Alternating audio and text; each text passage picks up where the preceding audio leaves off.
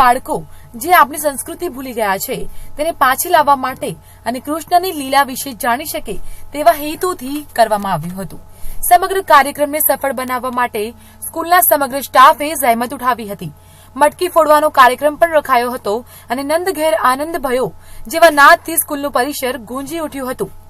આજે જન્માષ્ટમી નિમિત્તે જે વિદ્યાર્થીઓને આયોજન કરવાનું મેં માર્ગદર્શન આપ્યું કે ભાઈ આ રીતના તમે